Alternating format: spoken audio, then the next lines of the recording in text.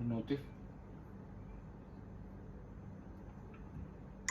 Oh, ada rapat nih. Undangan rapat masalah menurunnya kapasitas orang normal. Oke. 7 ya.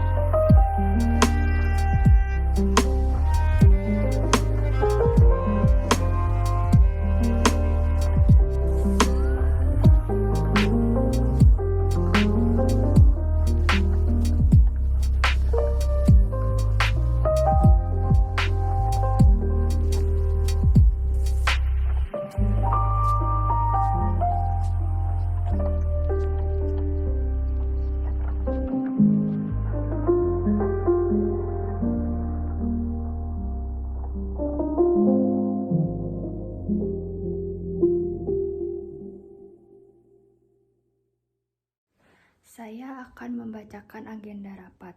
Tanggal 6 April 2023, tempat platform aplikasi Zoom, waktu 12.00 sampai 13.00. Hal membahas strategi meningkat omset warung abnormal. Susunan acara, kegiatan pertama pembukaan dibuka oleh sekretaris. Kegiatan kedua, pembahasan masalah, grafik laba rugi, feedback pelanggan, identifikasi masalah produksi, identifikasi masalah pemasaran, solusi masalah produksi, solusi masalah pemasaran, dan akhir bahan evaluasi. Kegiatan ketiga penutup ditutup oleh CEO.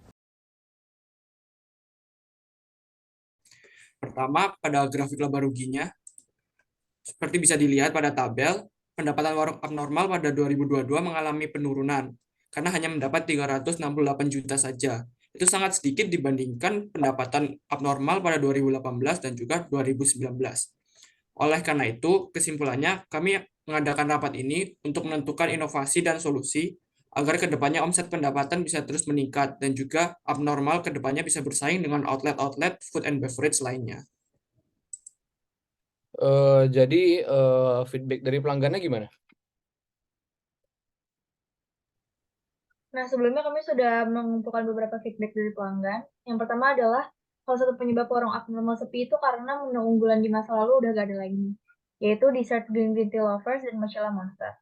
Kemudian ada juga yang menyebutkan bahwa konsep warung abnormal ini adalah warkop yang dibuat naik kelas, tapi rasa makanan dan minumannya itu tidak naik kelas. Jadi jarang ada yang balik lagi ke warung abnormal. Kemudian ada juga yang bilang bahwa harganya overpriced dan rasanya juga biasa aja. Oke. Nah, berdasarkan feedback tersebut, kami menyimpulkan beberapa permasalahan ada di warung abnormal ini.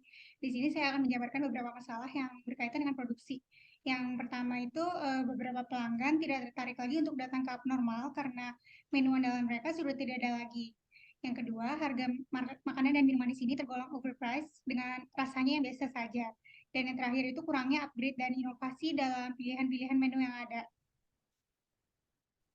Nah, untuk dari sisi marketing sendiri, yang pertama adalah kita kan bisa lihat bahwa sekarang ini sudah banyak sekali pesaing-pesaing kita di dunia F&B yang mulai muncul. Jadi menurut saya salah satu penyebab kenapa perusahaan kita ini sepi adalah karena kurangnya advertising.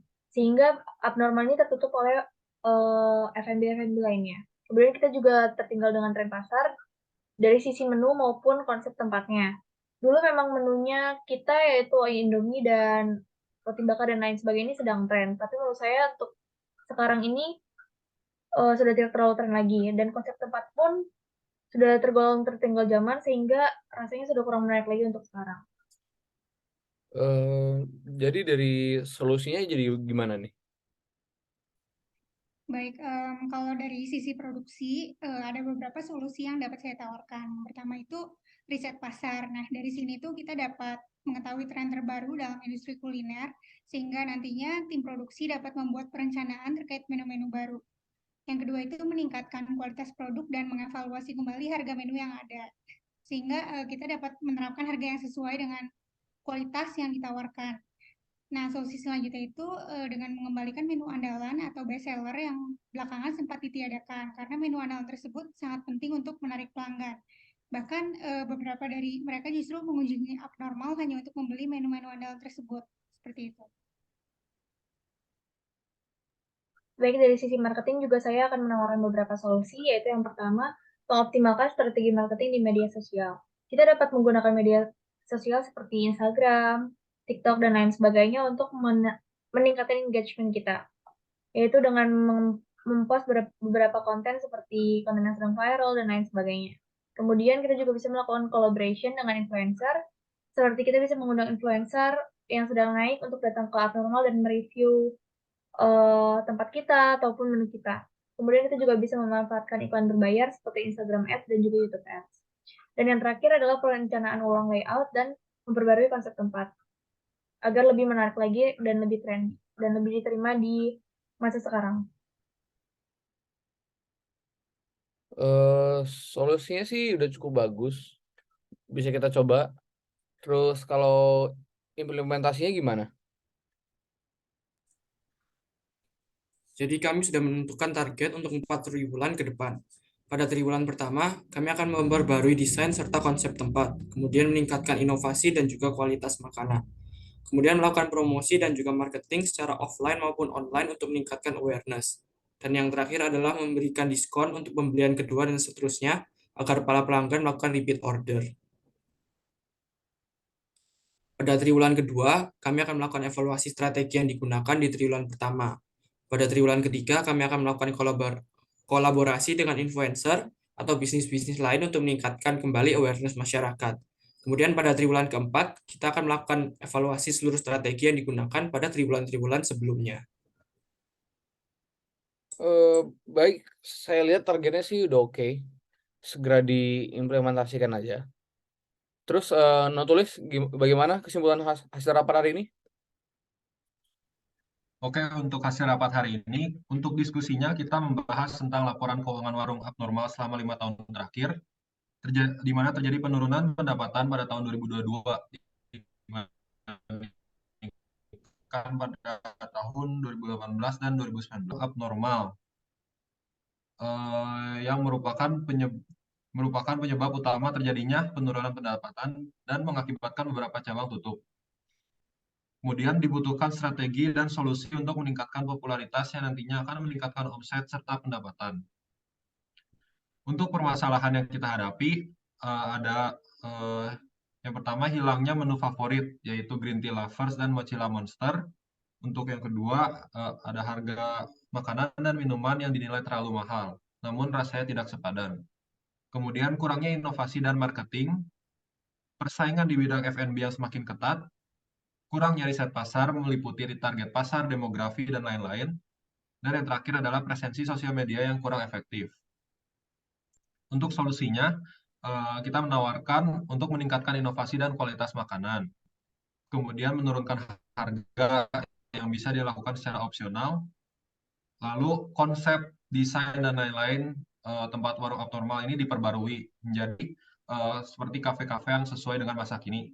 Kemudian meningkatkan promosi dan marketing baik secara offline maupun online, serta memanfaatkan sosial media untuk memperbaiki social media presence. Dan yang terakhir adalah kolaborasi dengan influencer dan atau bisnis lain untuk meningkatkan awareness.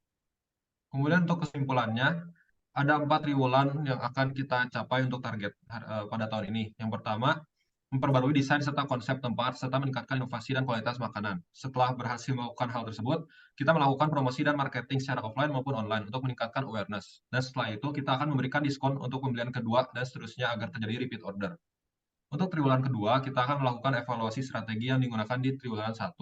Apakah ada yang berubah dan lain-lain. Kemudian yang triwulan 3, kita akan melakukan kolaborasi dengan influencer dan atau bisnis lain untuk meningkatkan awareness. Dan triwulan yang terakhir, kita akan melakukan evaluasi lagi bagi seluruh strategi yang telah kita gunakan di triwulan-triwulan sebelumnya. Baik, sekian untuk hasil rapat hari ini. Oke, sudah cukup jelas sih. Semoga solusi ini bisa berjalan dengan baik. Terus jika tidak ada tambahan, maka rapat sampai sini aja ya. Terima kasih semuanya. Saya tunggu laporan selanjutnya ya. Baik, Pak. Terima kasih, Pak. Baik, terima kasih, Pak. Terima kasih, Pak. Ya, terima kasih.